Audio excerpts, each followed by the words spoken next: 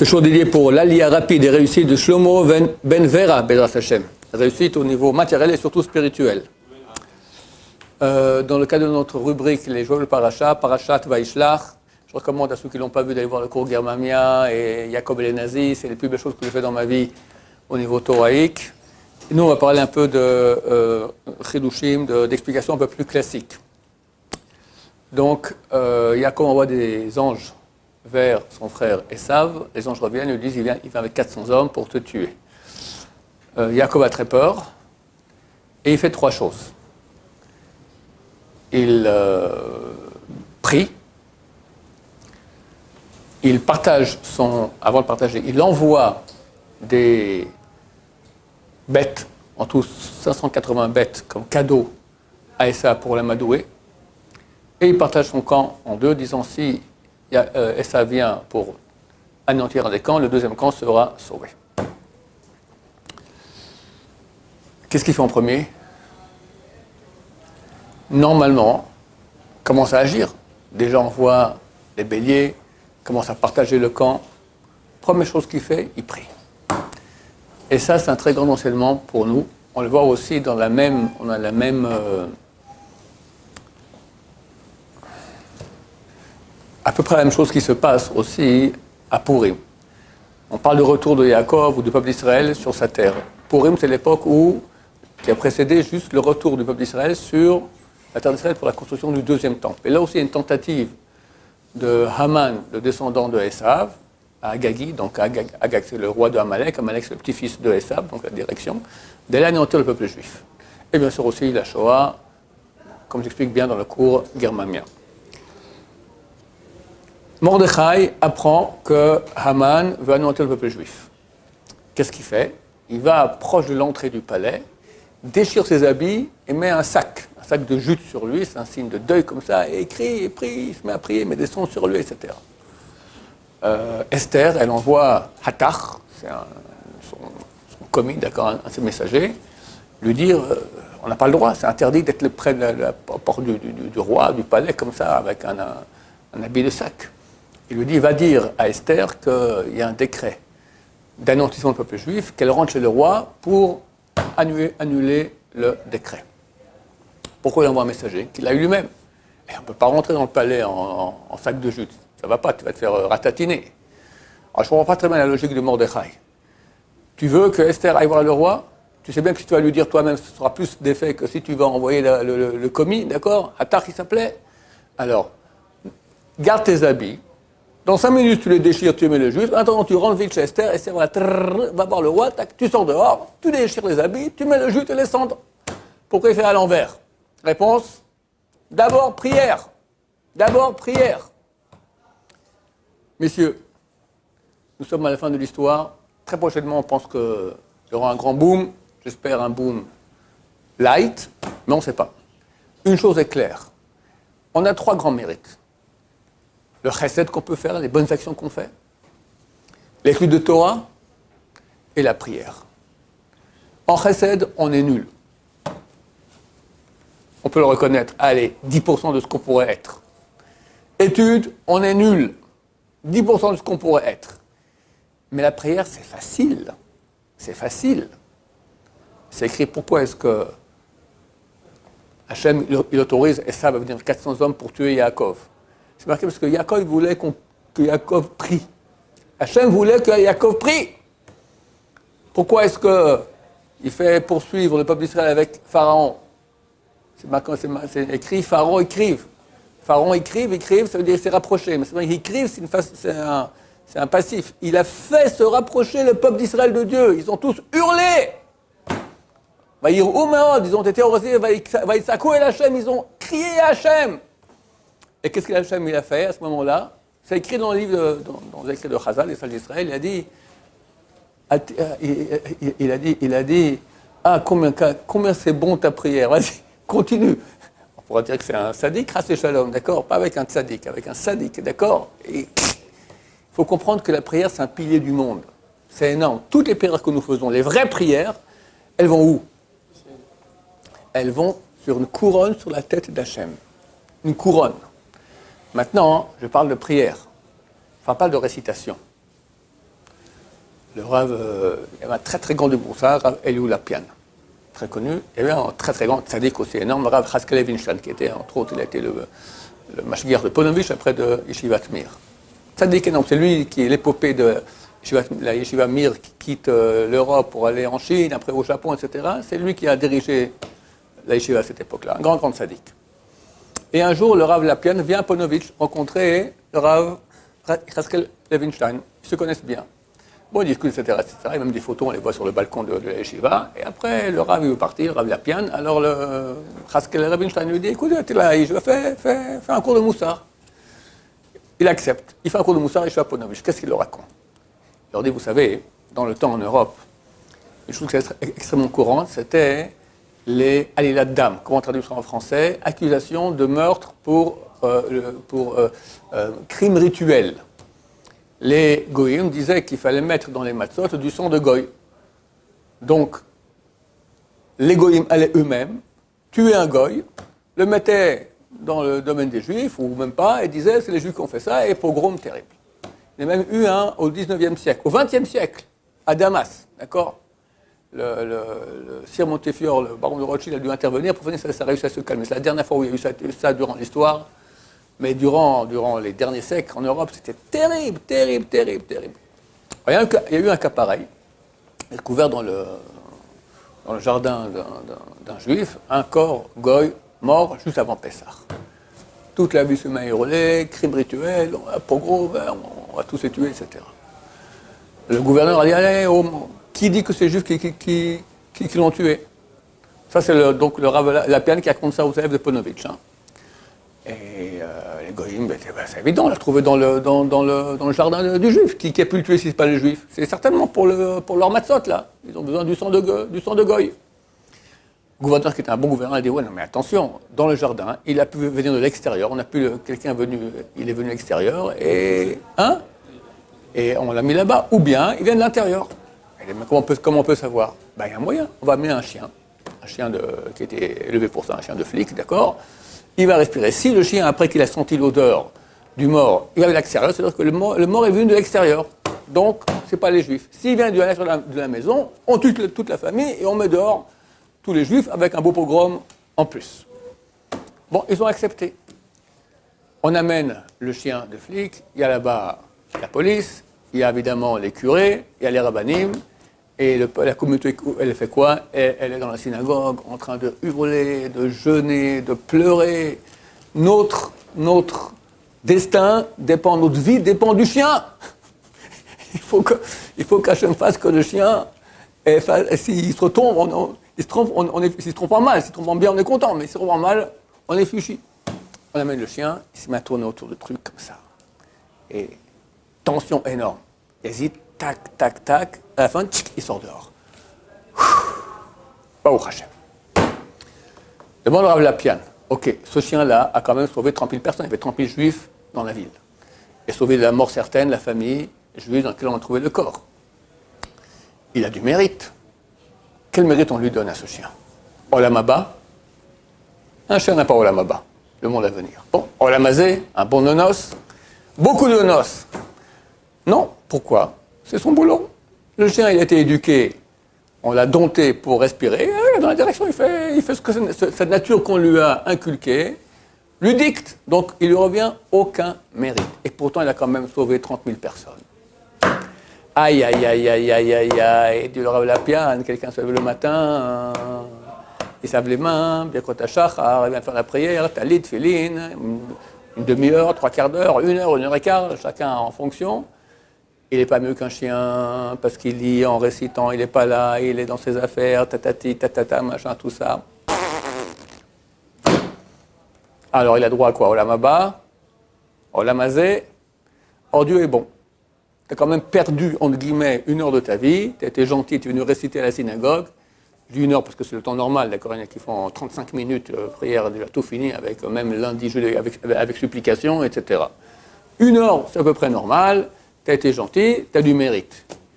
Mais sincèrement, c'est ce que Dieu veut. La prière, elle va sur la couronne de Dieu. Il veut ta récitation à la noix, là, tu as bien prononcé. Encore, j'espère que tu as bien prononcé. Allez, admettons que tu as bien prononcé. Mais tu n'étais pas là. Tu n'étais pas là. C'est comme le chien qui fait son job. C'est ça l'histoire d'amour. En araméen, hein, on appelle la prière Rahamim. Rahamim, ça vient de la racine Rahim. Rahim signifie aimer. Aimer. C'est l'histoire d'amour. Où on voit la mission de la prière dans la Torah. Vous servirez Hachem, vous servirez Dieu de tout votre cœur, de toute votre âme. Les sages israélites, c'est quoi le travail du cœur? Vous travaillerez de tout votre cœur. Comment on travaille avec le cœur? C'est la prière. C'est un boulot. C'est un boulot. Pas qu'il faut se lever et venir à l'heure et réciter, ça c'est rien du tout. Priez, hurlez. Mordechai, il hurle à Hachem. Saka Gdola Vemara. Yaakov, il supplie Hachem, sauve-moi de la main de mon frère Esav. C'est ça notre spécialité, messieurs. On peut hurler après un coup de pied, on peut hurler avant le coup de pied. Qu'est-ce qui est mieux? Avant, ça fait éviter le coup de pied, c'est toujours mieux. Mais il faut prier. Et ça, je me permets de dire qu'il y a un travail à faire qui est possible. Devenir un grand lambda, t'étudies 13 heures, 14 heures par jour, on n'a pas les forces. Donner-leur faire du chesed non-stop, on a un ego qui est trop développé. Mais prier, je ne parle pas de prier tous les jours. Allez, on va dire la Hamida. La Hamida, c'est l'essentiel de la prière, c'est devant Dieu. Le Message Isharim, il dit, il faut penser qu'on est devant Dieu et Dieu écoute nos paroles. Il dit, c'est un peu dur à s'habituer, mais après ça rentre, comme ça, c'est évident. On a ici un levier énorme. Hachem, c'est marqué, qui est comme notre Dieu qui écoute nos prières chaque fois qu'on l'appelle. Alors des fois on me dit, oui, mon appel, et puis des fois c'est pas réalisé. Ok, mais il écoute les prières, comme je dis, la prière, déjà il y a quelques siècles, les grands sages qui me posent la question, il y a des choses comprises, on voit que ça ne réalise pas, il dit que chaque prière va sur la couronne d'Hachem. La couronne d'Hachem. Les prières, les supplications, oui. Ibodou, c'est pas prière, Ibodou, c'est parler. Si durant Ibodou, tu pries Hachem, c'est très très bien. D'accord? Il y a parler à Hachem et il y a supplier à Hachem. D'accord? C'est deux choses différentes. La prière, c'est une supplication. Dans notre paracha, on voit, c'est chapitre 35, verset 1, c'est marqué qu'après que Yaakov arrive en terre d'Israël, il va à Bethel, il avait fait un neder, il a fait un vœu, que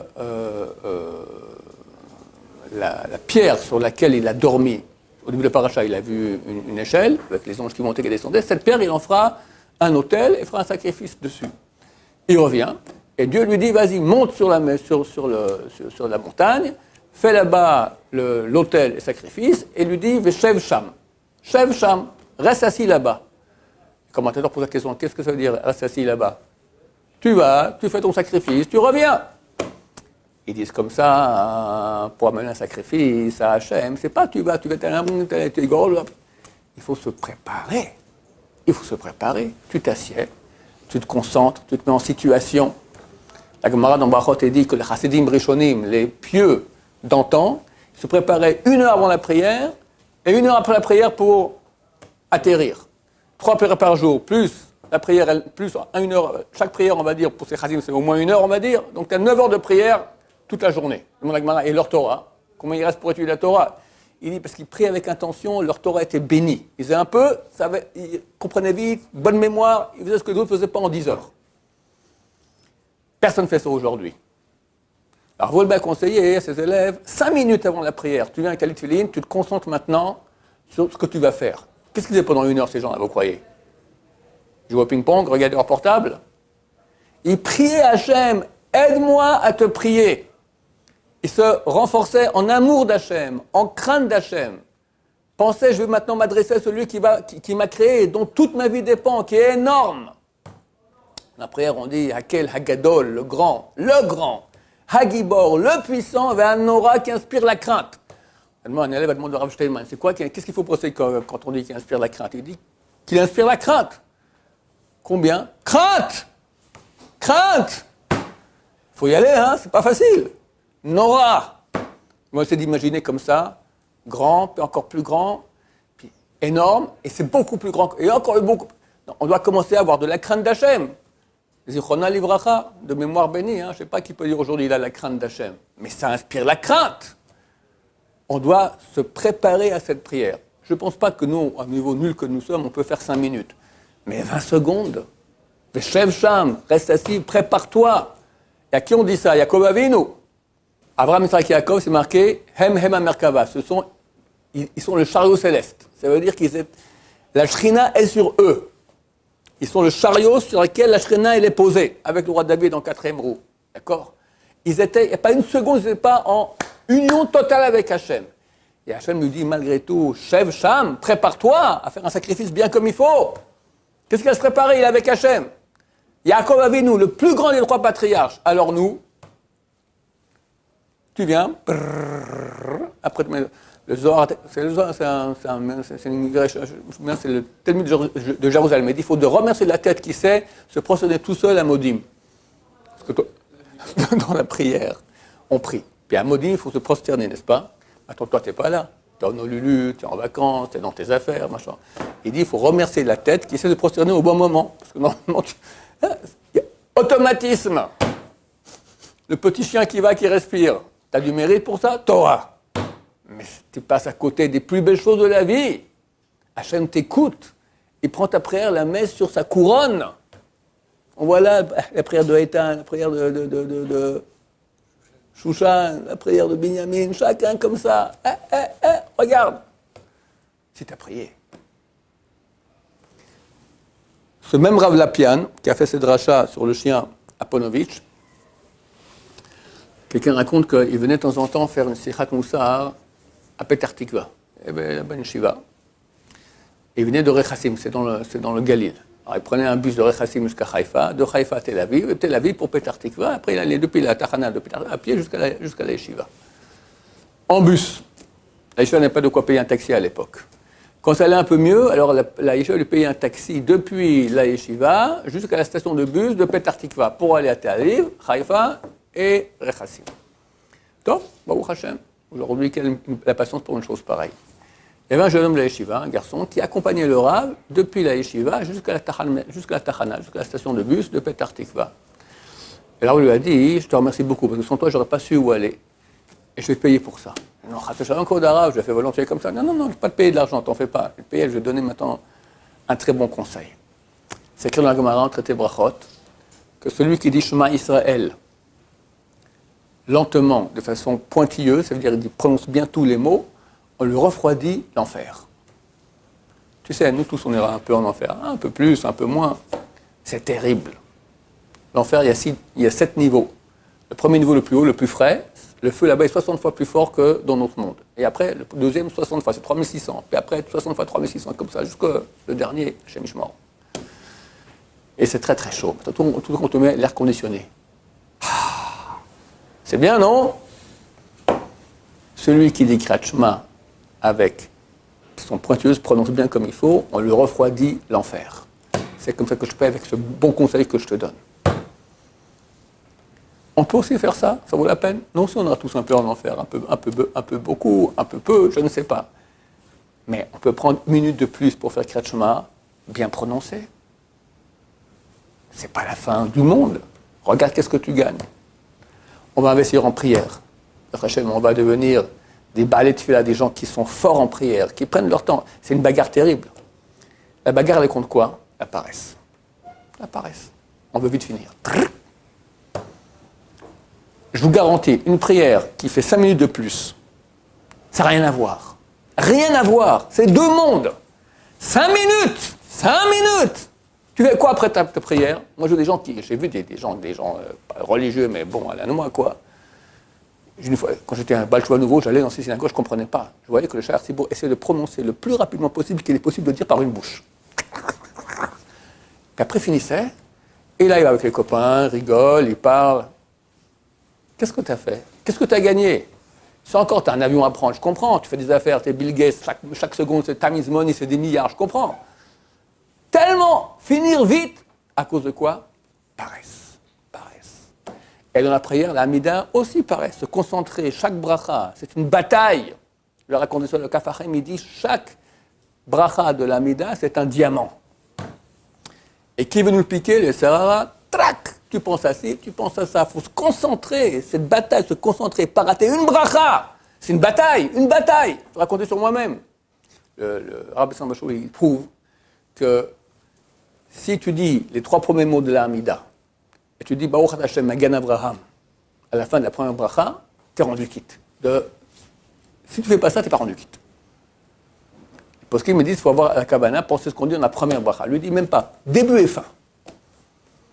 Je peux dire que des fois, je fais une très bonne Hamida, j'arrive à me concentrer, mais quand je dis Baruch Hashem Magan Avraham, je rate. Je pense à autre chose. Je ne comprends pas. Pendant, on va dire, 10 minutes de Hamida, tu penses tout ce qu'il faut. Rien que ces 3 mots, tu as raté, qui sont les plus importants. Ça prouve par A plus B qu'il y a un Yetzer Hara qui veut te piquer ta tfila et te prendre l'endroit le plus important, que ça tu vas rater, tu as tout raté. J'en peux rater un autre moment. Non, là, il me laisse encore, ça va aller, vas-y. C'est une bataille, une bataille.